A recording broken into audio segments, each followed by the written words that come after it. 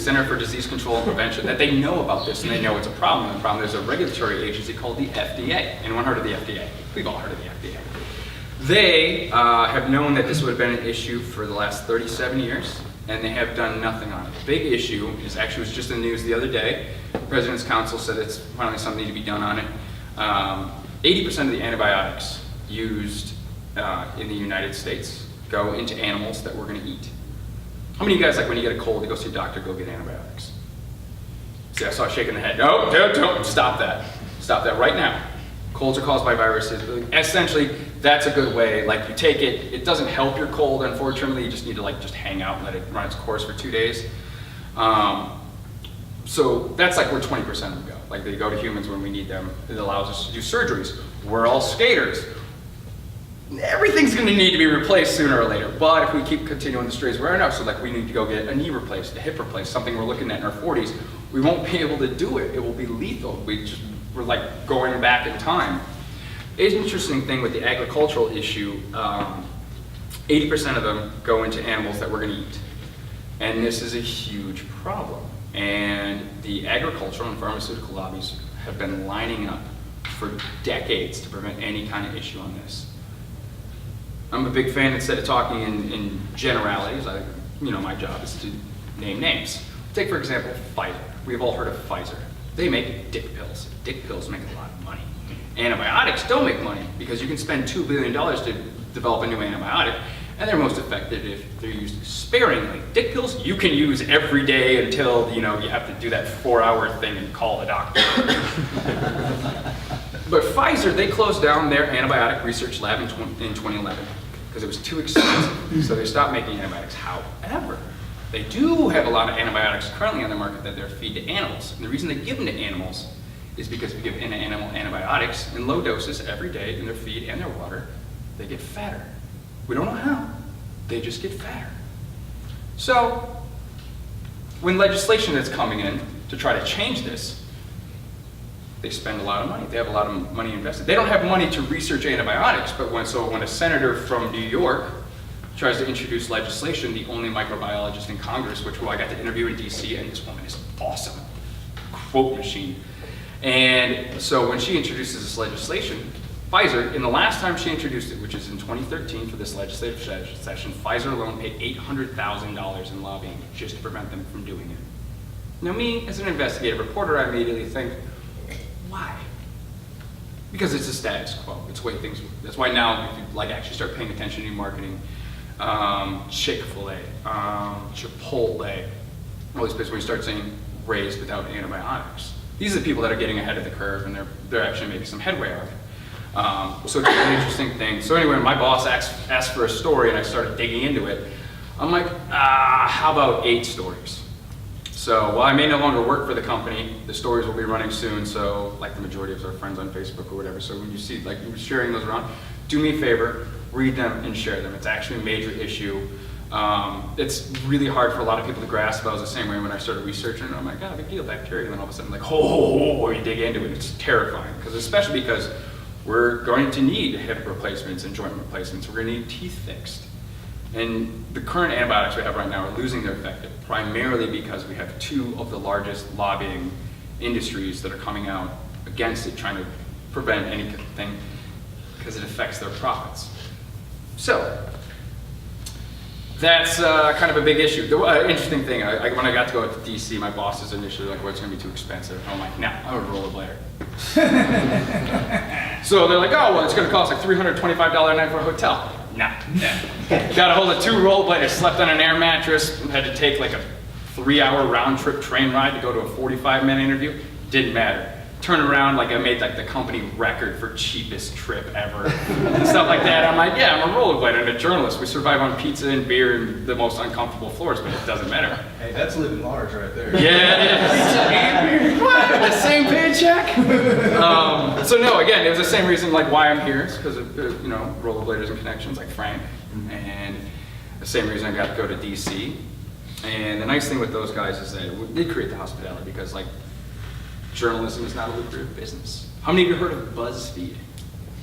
How many of you have shared a link from BuzzFeed? Stop it. Sorry. No, it's okay. I'm not holding it personally. You raised your hand. You're the, you play victim. But they're the new media. They're the people that are keeping us informed. Like case in point, we had, I make my little Edward Snowden joke in this book, but he's being sought by our country as a terrorist because he informed people what was going on. It's the same reason we have how many media companies that are owned by 3 or 4 people. I'm still like, I chose to go away from being a police officer to a journalist, but when I found them, I took the ethics classes. I found the cause to be even greater because it's kind of my job to take the risk. I mean, there's that Rolling Stone reporter sitting on another big scoop and all of a sudden his car malfunctions and he crashes into a tree. It raises some questions. But that's kind of where we are in our country now, is that journalists are seen as the enemy. And when I was in DC talking with the rollerbladers about all the people I was going up against, they're like, yeah, you might want to be careful. It's kind of a scary thing you're going up against. So when these stories run, if I die oddly, do me a favor, look into it.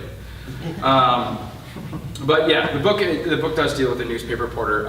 All my books are semi-autobiographical. I'm one of those people where like if I go through something, I'll screw it, throw in a book. So there's a whole lot of commentary in here about modern media, new media in the future. So I'm gonna finish up here with chapter 2, and this is my little, might be some bitterness in it. I don't know, you be the judge. This is chapter 2, and it's called Before the Diploma Was Printed. Life is nothing more than a series of stories with the same narrator. It's a bit confusing how mine went from a journalist with exclusive access to the stars to a hostage-holding stockman at a big box, but I think there's gonna be enough time to sort it all out. My grandfather used to tell the best stories. Fact or fiction, he knew how to keep his audience captivated. He was my inspiration for pursuing journalism. I was thrilled by the idea of running around the world, chasing down the one thing everyone would be talking about the next day. I wanted to inform, enlighten, and instill faith in society that there were still good people fighting so the truth may someday come to light. I believe that heroes still existed, and at any moment, everyone had the power to become one. I learned that by reading about legends like Manning, Hastings, Swartz, Woodward, and Bernstein. I went to journalism school. I lived inside the inverted pyramid. I memorized the AP style book. I thought of leads first and filled in the details after. I went to college to learn to write at a 6th grade reading level. When everyone else was off on spring break, I'd watch All the President's Men or job shadow at the local newspaper. Then I had an unpaid internship. I had 12-inch story limits and learned SEO for online updates. I called for comment. I learned to think in headlines. This headline reads, hostage taker relays personal downfall. Watch but don't participate. Be an objective witness. Sit and record life but never get involved. Life is less about interaction and more about telling the story. If your father gets cancer, you worry about how it affects you and what kind of story you can get out of it. The same goes if your brother is killed in war, your mother has a stroke. The saying goes, if your mother says she loves you, get another source. Keep it short, clarify, and avoid jargon. Skip the cops, speak in political jargon. Readers hate math. Get statistics to show a trend. Localize national stories. Expose the human element. Get art. A photo, a map, an illustration. Every story needs art. People like pictures. Pictures go viral.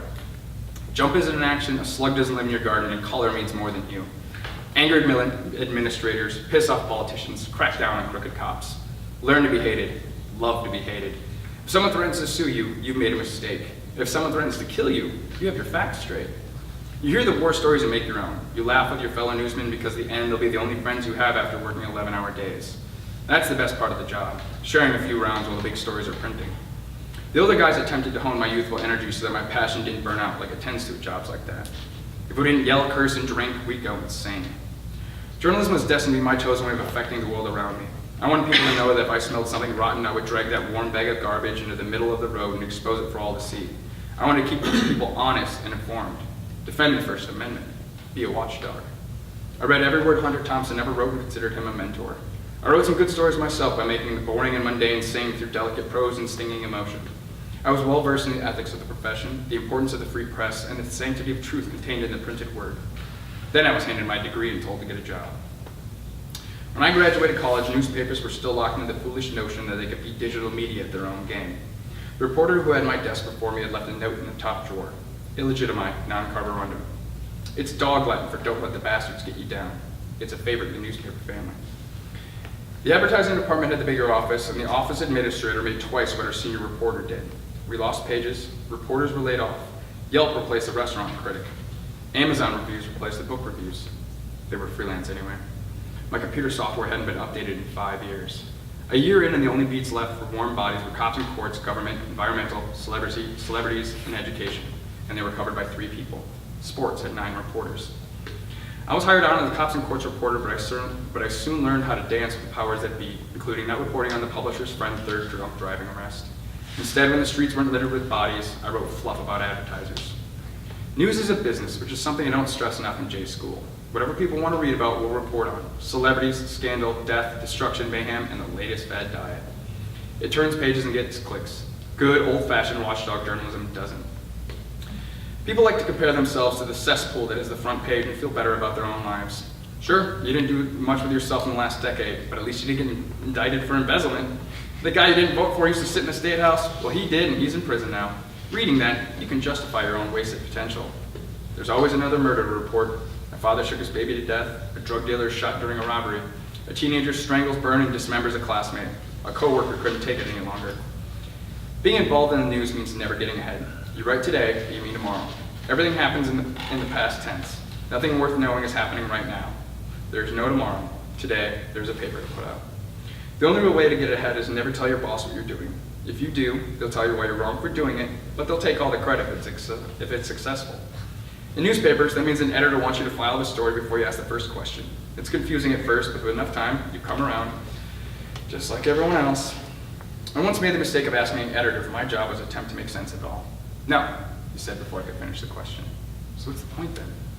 To get a paycheck, he said as he cracked open his 4th Diet Pepsi before noon. Old newspaper editors used to keep 3 things in their desk: red pens, aspirin, and scotch.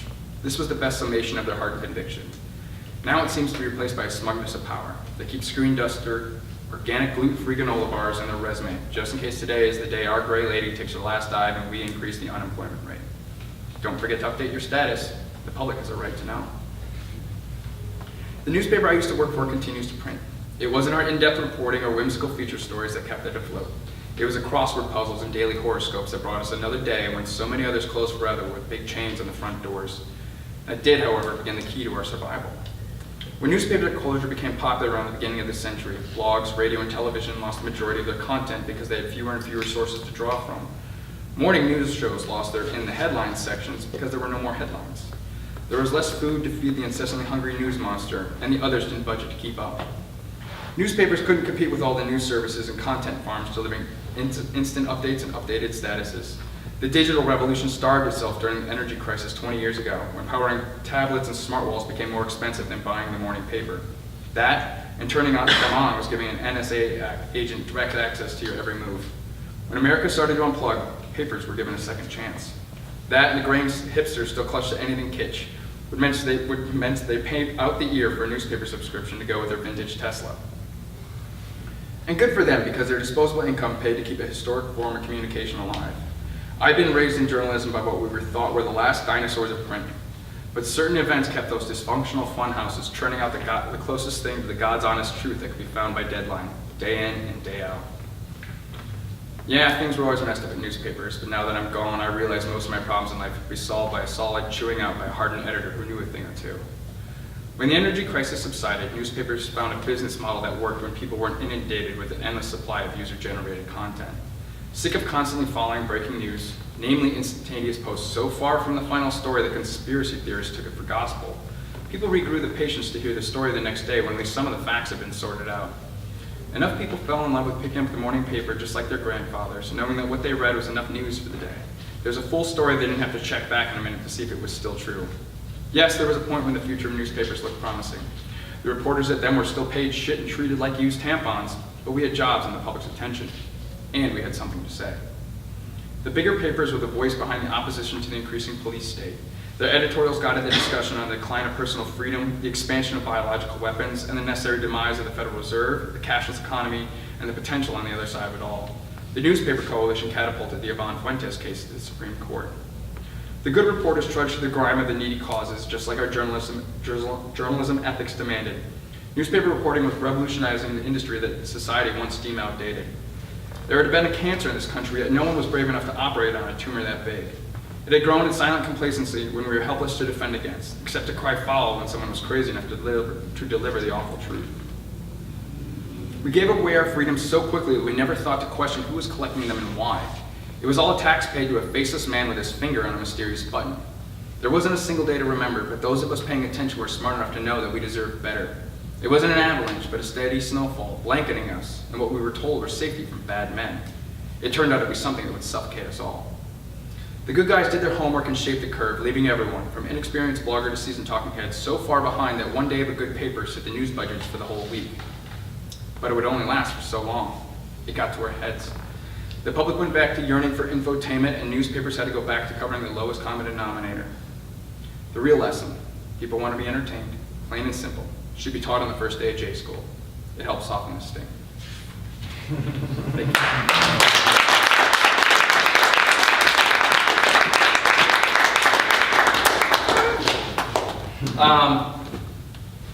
Books are for sale. I have all three. Depends on what you're interested in. I can explain the other two privately if you'd like. My only thing is that this is a brick and mortar bookstore. This is not Amazon. So if you choose not to buy one of my books, please do me a favor, scour the shelves and please buy a book. The idea that someday bookstores might not exist is terrifying. And as someone who has to work with them, I will say this flat out: fuck Amazon. Thank you.